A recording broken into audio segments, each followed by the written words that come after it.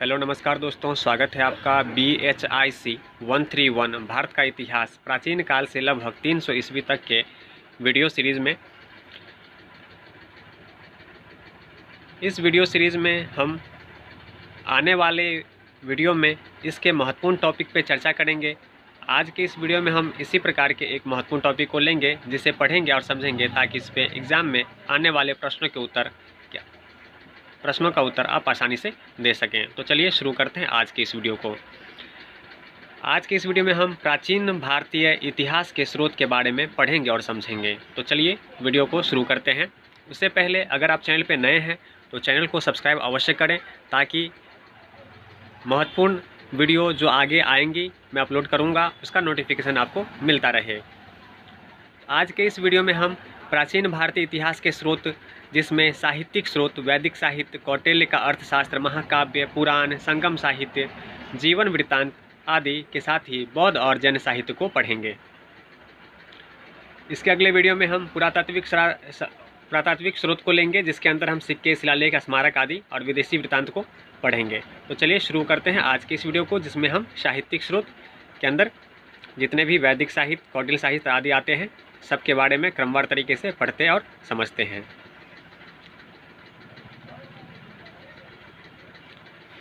जब हम वैदिक साहित्य की बात करते हैं तो भारतीय उपमहाद्वीप का जो सबसे पहला साहित्य हम जिसे कह सकते हैं वह है वैदिक साहित्य। वैदिक साहित्य ही सबसे प्राचीन साहित्य है, जिसके माध्यम से हम भारत तथा अन्य विषयों पर, भारत के विषय में चाहे अन्य विषयों पर, सबसे पुरानी जानकारी हमें साहित्यों से, वैदिक साहित्यों से ही प्राप्त होती है। इसलिए हम इसे पहला साहित्य कह सकते हैं भारतीय उपमहाद्वीप का।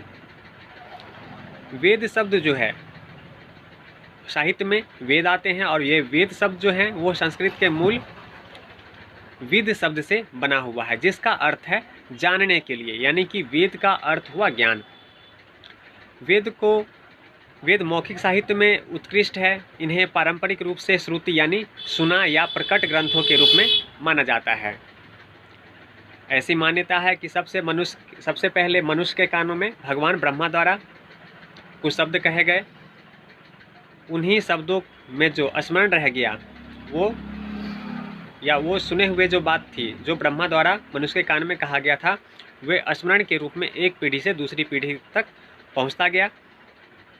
वैदिक साहित्य शास्त्रीय संस्कृत से थोड़ा अलग है। इसे वैदिक संस्कृत कहा जाता है। इसकी जो शब्दावली में जो अर्थों की एक विस्तृत श्रृंखला हमें देखने को मिलती है, इनमें विभिन्न व्याकरणिक उपयोग हमें देखने को मिलता है।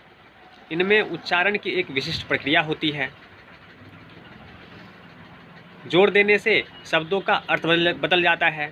यही कारण है कि वेदों में उच्चारण की विद्या की सुरक्षा और संरक्षण के लिए एक विस्तृत साधन का विकास किया गया, यानी कि इसे समझने के लिए एक विस्तृत व्याकरण का विकास किया गया है, ताकि इसके अर्थ को सही ढंग से समझा जा सके।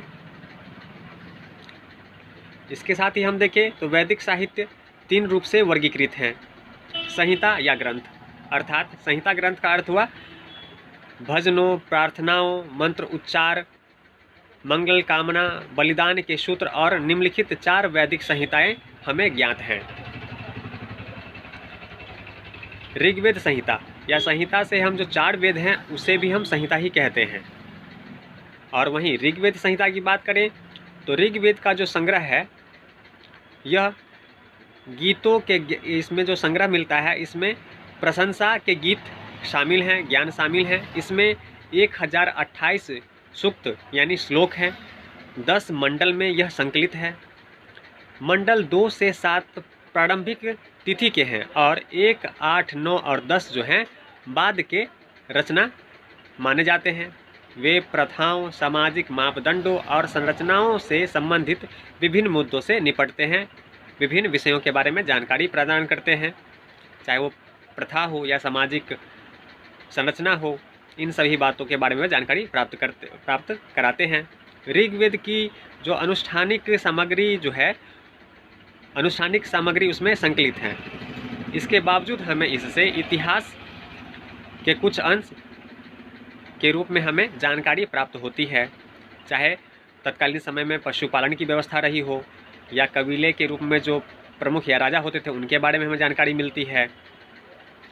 भाग और बलि जो होते थे, और जो सामाजिक वर्गों जैसे विषयों या सामाजिक वर्ग जो थे उन ऐसे विषयों के बारे में हमें ऋग्वेद से जानकारी प्राप्त होती है। तो कह सकते हैं ऋग्वेद से हमें ऐतिहासिक साक्ष्य भी जानकारी भी प्राप्त होती है। वहीं हम अथर्ववेद की संहिता की बात करें तो इसकी 20 पुस्तकों में कई विषयों को समाहित किया गया है, जिनमें पहले 7 मुख्य रूप से कविता, मंत्र, छंद आदि से संबंधित हैं। जो पहले इसके 7 पुस्तक हैं वो मुख्य रूप से कविता, मंत्र और छंदों से संबंधित हैं। इसमें से कुछ लाभार्थियों द्वारा बोले जाते हैं, जो उनकी ओर से विभिन्न बीमारियों और चोटों को ठीक करने के लिए व उपचार के लिए बोले जाते हैं। 13 से जो 18 पुस्तक है, इस पर अगर हम प्रकाश डालें तो इसमें सीखने, जिसे हम दीक्षा बोलते हैं, विवाह, अंत्योष्टि में प्रवेश आदि की जो प्रक्रिया है, नियम है, उसके बारे में बताया गया है। इसमें शाही अनुष्ठान और दरबार पुजारियों के कर्तव्यों को भी बताया गया है अथर्ववेद संहिता में।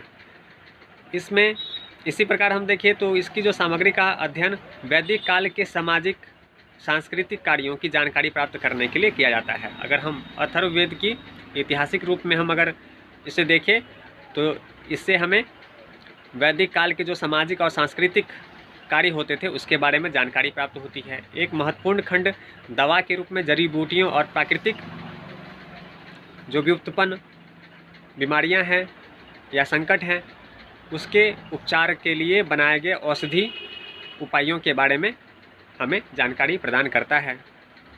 वहीं हम देखें इसके सामवेद संहिता की, तो सामवेद का संग्रह गीत के रूप में ज्ञान का संग्रह हम कह सकते हैं।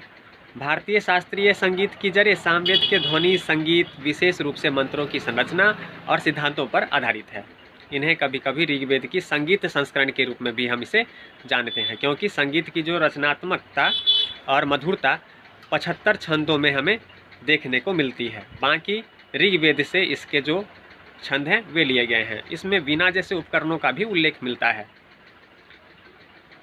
यानी ये इतने प्राचीन हैं कि हमें उस समय भी वीणा जैसे चीज़ों का उपयोग हो रहा था। इसकी जानकारी हमें सामवेद संहिता से ही जानकारी प्राप्त होती है।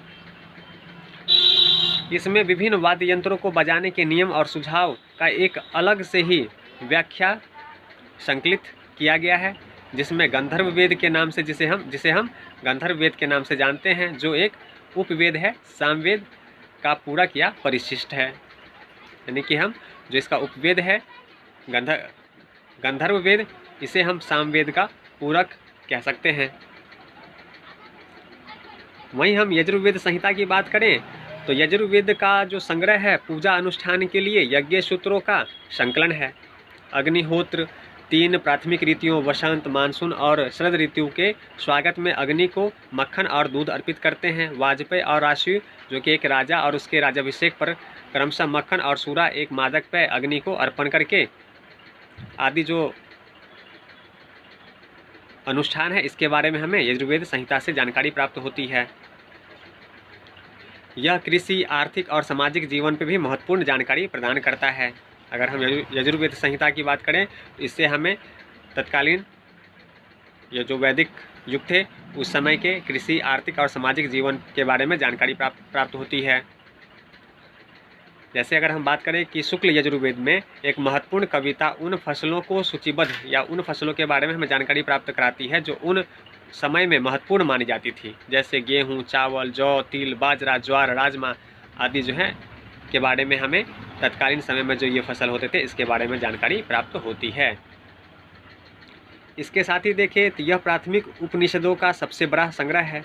इसमें बृहदारण्यक उपनिषद तथा ईश उपनिषद, मैत्री उपनिषद, तैत्तिरीय उपनिषद और श्वेताश्वर उपनिषद, जिसमें से हिंदू दर्शन के विभिन्न स्कूल विकसित हुए हैं, इसके बारे में हमें इसी में संकलित हैं, इसी में इसका संकलन आता है।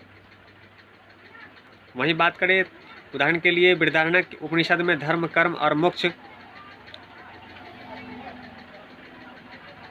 कि हिंदू अवधारणा की शुरुआती व्यापक चर्चाएं यहाँ हमें देखने को मिलता है। तो ये था आपका यजुर्वेद संहिता। तो आज हमने चारों संहिता के बारे में जाना है। चलिए इससे आगे चलते हैं। वेदों को समझने के लिए 6 वेदांगों की रचना भी विकास भी किया गया है। ये हैं जो 6 वेदांग हैं, उन्हें देख लेते हैं। पहला वेदांग शिक्षा, दूसरा कल्प, तीसरा व्याकरण, चौथा निरुक्त, पांचवा छंद, छठा ज्योतिष। शिक्षा का समझे तो इसे स्वर विज्ञान कह सकते हैं। कल्प को देखें तो ये अनुष्ठान से संबंधित है। व्याकरण को देखें तो ये व्याकरण है इसके अंदर। निरुक्त की बात करें तो व्युक्ति संबंधी बातें हैं इसमें। छंद की बात करें तो मैट्रिक्स, और ज्योतिष की बात करें तो इसमें खगोल विज्ञान के ज्ञान समाहित हैं।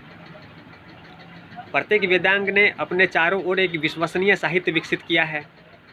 जितने भी वेदांग हैं उसमें जो साहित्य विकसित हुए हैं वह विश्वसनीय हैं, जो सूत्र रूप में है अर्थात उपदेश के रूप में है, या गद्य में अभिव्यक्त का एक बहुत संक्षिप्त और सटीक रूप है जो प्राचीन भारतीयों द्वारा विकसित किया गया था। पनिनी की जो अष्टाध्यायी है यानी 8 अध्यायों में व्याकरण पर एक पुस्तक है जो सूत्र यानी उपदेश के रूप में लिखा गया है। यह एक उत्कृष्ट कला है और उस उत्कृष्ट कला की हम उसे अंतिम परिणति मानते हैं, यानी कि इससे अच्छा और पुस्तक लिखा नहीं जा सकता। जिस प्रकार की पुस्तक पनिनी की अष्टाध्यायी व्याकरण के रूप में पुस्तक लिखा गया है, इसमें प्रत्येक अध्याय सटीक रूप से परस्पर जुड़ा हुआ है। वेदों के अलावा ब्राह्मणों, आरण्यकों और उपनिषदों जैसे ग्रंथों को भी वैदिक साहित्य में शामिल किया गया है और उत्तर वैदिक साहित्य के रूप में जाना जाता है। ब्राह्मण ग्रंथ वैदिक अनुष्ठान पर विस्तार से बताते हैं और आरण्यक और उपनिषद विभिन्न आध्यात्मिक और दार्शनिक समस्याओं पर प्रवचन देते हैं। आइए इनके बारे में भी जान लेते हैं।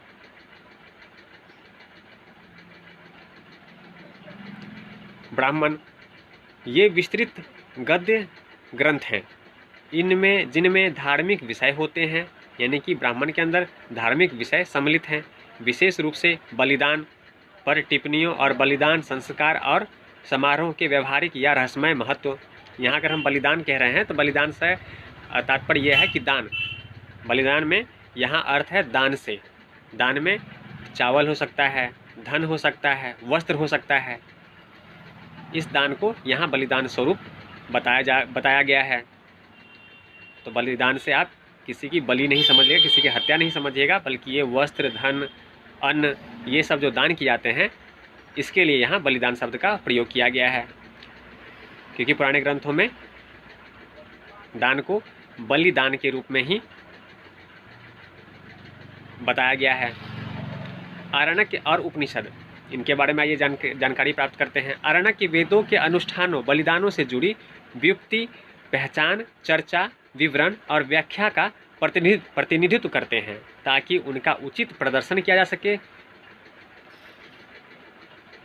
यानी कि आरण्यक में जो है वेदों के जो अनुष्ठान और बलिदान से जुड़ी जो बातें हैं उसकी पहचान, उस पर विस्तृत रूप से चर्चा, उसके बारे में विवरण तथा उस पर व्याख्या प्रस्तुत किया गया है ताकि उसके बारे में हम सही नियम से उसे संपन्न कर सकें।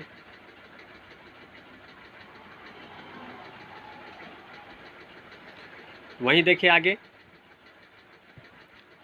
कुछ इम्पोर्टेंट टॉपिक है जो आपको ध्यान रखना चाहिए। जैसे वसुधैव कुटुंबकम जो शब्द आता है, ये संस्कृत में वसुधैव कुटुंबकम का अर्थ है दुनिया एक परिवार है। यह भारत की जो संसद है ना के प्रवेश द्वार पे भी लिखा गया है। यह कई कंपटीशन एग्जाम के रूप से काफ़ी महत्वपूर्ण है। इस पर कई बार प्रश्न बन के कंपटीशन एग्जामों में आपको प्रश्न देखने को मिलते हैं। तो ध्यान रखिएगा, वसुधैव कुटुंबकम का अर्थ है दुनिया एक परिवार है और यह भारत की जो संसद की जो प्रवेश द्वार है उस पर अंकित किया गया है। और यह जो लिया गया है यह महा उपनिषद से लिया गया है। वसुधा का अर्थ पृथ्वी से है, एव का अर्थ वास्तव और कुटुंब का अर्थ है परिवार। इसका उपयोग इस श्लोक में किया गया है जो एक ऐसे व्यक्ति की विशेषताओं का वर्णन करती है जिसने आध्यात्मिक उत्थान के उच्चतम स्तर को प्राप्त कर लिया हो। वहीं देखें अतिथि देवो भव शब्द, तो यह भारतीय मूल्य प्रणाली में अतिथि मेजबानी संबंधों की गतिशीलता का प्रतिनिधित्व करने वाला एक मंत्र है जिसका जो अर्थ होता है अतिथि देवता होता है। अतिथि देवता है। अगर हम देखिए यह कहाँ से लिया गया है, तो यह तैत्तिरीय उपनिषद से लिया गया है। वहीं से लिए आगे आते हैं। सत्यमेव जयते, ये आपने कई बार सुना होगा, तो आइए इसका अर्थ और यह कहाँ से लिया गया है ये जान लेते हैं। सत्यमेव जयते यानी सत्य की विजय केवल सत्य विजित है के रूप में अनुदित किया गया है। सत्य अजय है, सत्य सत्य है, यह मुंडक उपनिषद से लिया गया है। तो आप ध्यान रखिएगा।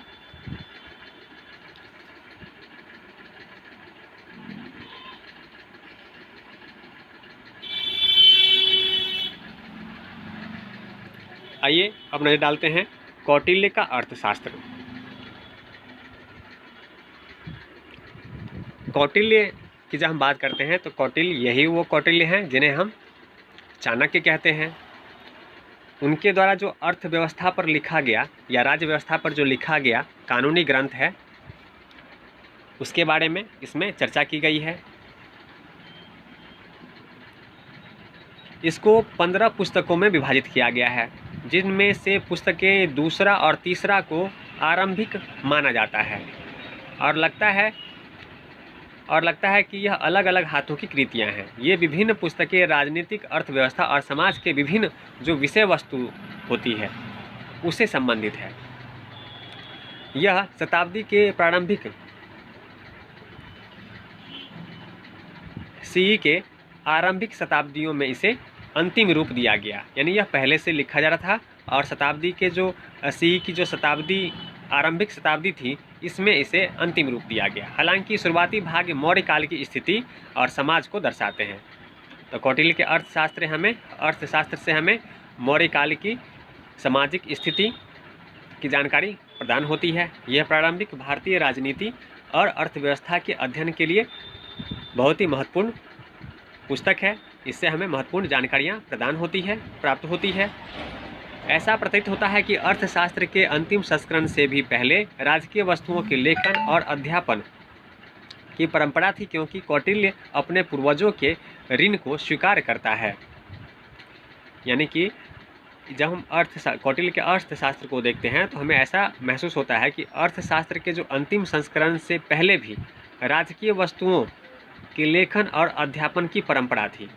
जो यह अर्थशास्त्र लिखा गया है यह कोई प्रारंभिक अवस्था नहीं थी लेखन की। इससे पहले भी इस प्रकार के विषयों पे लेखन हो रहा था, जिसके लिए कौटिल्य अपने पूर्वजों को धन्यवाद देते हैं। इससे मालूम चलता है कि इससे पहले भी राजकीय वस्तुओं या घटनाओं के लेखन अध्यापन का कार्य पहले से भी चली आ रही थी। आइए महाकाव्य को देख लेते हैं। महाकाव्य दो हैं, रामायण और महाभारत, जो लगभग 500 BCE से 500 CE को भी एक ऐतिहासिक स्रोत में इस्तेमाल किया जा सकता है। ये इतिहास इस प्रकार से आख्यान के रूप में माने जाते हैं। व्यास लिखित महाभारत पुराना है और संभवतः लगभग 10वीं 4वीं शताब्दी BCE की स्थिति में यह लिखा गया होगा। इसकी मुख्य कथा जो कौरव पांडव संघर्ष है और उत्तर वैदिक काल से संबंधित है। इसका वर्णनात्मक भाग लगभग वैदिक काल का हो सकता है और उपदेशात्मक अंश आमतौर पर मौर्य और गुप्त काल से संबंधित है। जब हम महाभारत की बात करते हैं तो इसमें जो कौरव पांडव के जो संघर्ष हैं यह वैदिक काल से संबंधित हो सकते हैं। वहीं इसमें जो वर्णनात्मक भाग है, जो किसी घटना पर जो वर्णन प्रस्तुत किया गया है, वह उत्तर वैदिक काल का भी हो सकता है। और जो इसमें उपदेश जो दिए गए हैं, उपदेश वाले जो अंश हैं, वे माना जाता है कि मौर्य और गुप्त काल के आसपास लिखा गया हो। वहीं हम देखें, साथ ही इतिहासकार यह मानते हैं कि दोनों महाकाव्यों में हर कुछ समय बाद कुछ भाग जोड़े गए हैं, इसलिए इतिहासकारों को इस सामग्री की पठन क्रिया में सावधानी बरतनी चाहिए और उनकी विभिन्न कालानुक्रमिक परतों को ध्यान में रखना चाहिए। वे लोकप्रिय साहित्य का प्रतिनिधित्व करते हैं, जिसका आज भी नियमित और औपचारिक रूप से अभिनय किया जाता है। इसलिए श्रोताओं की बढ़ती रुचि के साथ उत्साही कथाकार अपने नए अध्याय इसमें जोड़ते गए और इस तरह प्रक्षेप बनते चले गए। यानी कि बाद में कई बातें इसमें जोड़ी गई हैं, क्योंकि ये लोगों में काफ़ी प्रचलित थी और इसमें जो रुचि बढ़ रही थी इससे कई कथाकार उत्साहित हो रहे थे और वे इसी अनुरूप कई अध्याय इसमें बाद में भी जोड़ना प्रारंभ किया। इसलिए इतिहासकारों को इसे सावधानीपूर्वक इसका अध्ययन करना चाहिए और कालखंड का निर्धारण करना चाहिए। वहीं बात करें वाल्मीकि की रामायण वह महाभारत की तुलना में अधिक एकीकृत प्रतीत होती है। दोनों महाकाव्यों में वर्णित कुछ स्थल की खुदाई की गई है, यानी कि ये ऐतिहासिक साक्ष्य प्रस्तुत करते हैं। यह ऐतिहासिकता को प्रदर्शित करती है रामायण और महाभारत, क्योंकि दोनों महाकाव्यों में जो कुछ स्थान वर्णित किए गए हैं इनकी ये स्थान वाकई में आज भी मौजूद हैं और इनकी खुदाई भी की गई है। अयोध्या की खुदाई से उत्तरी काली पोलिस मृदभांड की अवधि तक बस्तियों का पता चलता है। वहीं हस्तिनापुर, कुरुक्षेत्र, पानीपत, बागपत, मथुरा, तिलपत आदि में जो खुदाई की गई है और चित्रित धूसर, मृदभांड अवधि के समय के हैं। दोनों महाकाव्यों में धार्मिक संप्रदायों के बारे में जानकारी है, जिन्हें हिंदू धर्म की मुख्य धारा, सामाजिक प्रथाओं और तत्कालिक समय के दर्शन में एकीकृत किया गया है। आज का वीडियो हम यहीं रोकते हैं, क्योंकि काफ़ी लंबा वीडियो जाएगा। अगले वीडियो में हम पुराण से आगे बढ़ेंगे, तो पुराण के अलावा संगम साहित्य,